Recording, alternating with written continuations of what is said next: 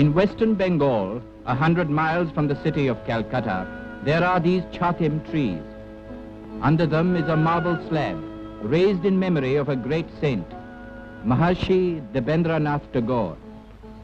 He came here in 1863 for meditation and prayer, and the words inscribed upon the slab are those that filled his mind as he thought of God. He is the repose of my life, the joy of my heart, the peace of my spirit.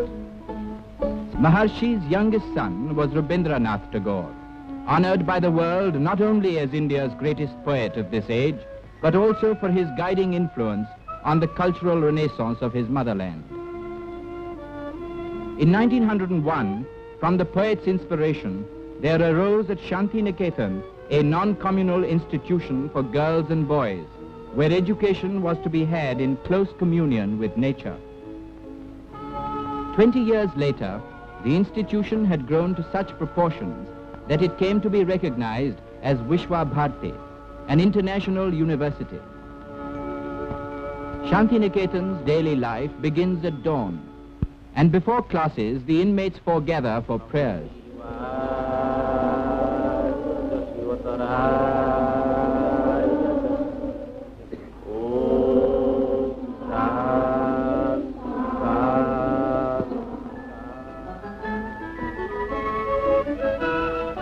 Classes, which begin at 7, are for the most part conducted out of doors.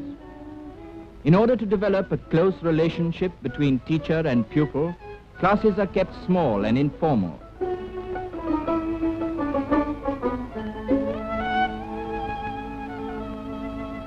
Life here is simple, for it follows the ancient Indian tradition of education, adapted to modern conditions. Various languages are taught in China Bhavan, a Chinese class, a French class, students learning Tibetan, a Sanskrit class, a Bengali research class. No glimpse of Shantiniketan is complete without a visit to Kala Bhavan, or the School of Fine Arts. This important section is run by the distinguished artist Mr. Nandalal Bose, well known in India and abroad. He is the creator of these charming frescoes.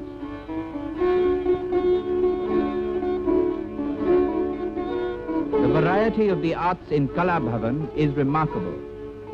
Here are the students engaged in batik work, the form of textile printing made famous by the people of Java. In the modeling class, one has positive proof of student ability.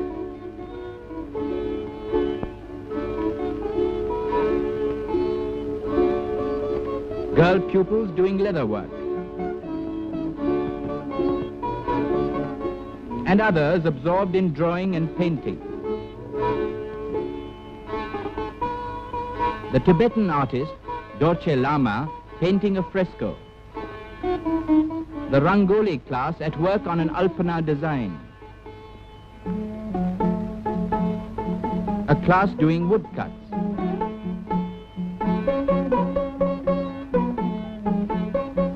Another embroidery. A weaving class.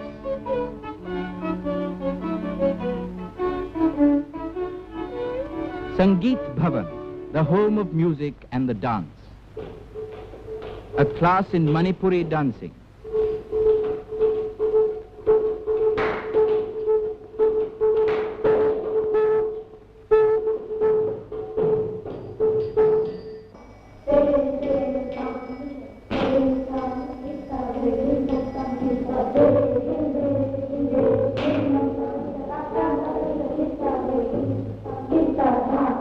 "11 o'clock is bath time for the youngsters. Boys will be boys the world over. Lunchtime is 11:30. The pupils take it in turns to serve the others. This teaches them a valuable lesson, that there is no such thing as degrading work.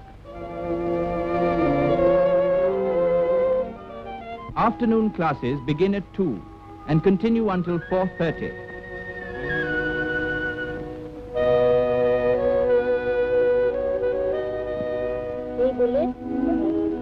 It's never too young to learn kindness to animals.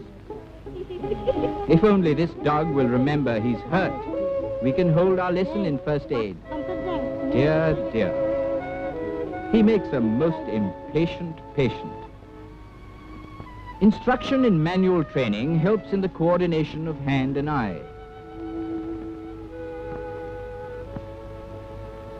Hobbies are encouraged here, and a favorite with the young is poultry keeping. In the late evenings, there are entertainments organized by students. Today, it's a dance drama composed by the poet himself.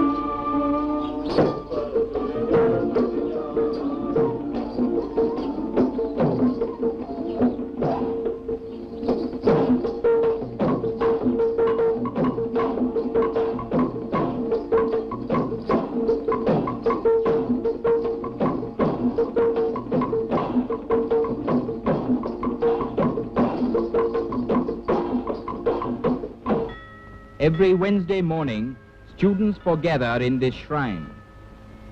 God is worshipped here in all his glory, without need of image or altar. The advent of the seasons is celebrated with songs. Tonight, they welcome spring.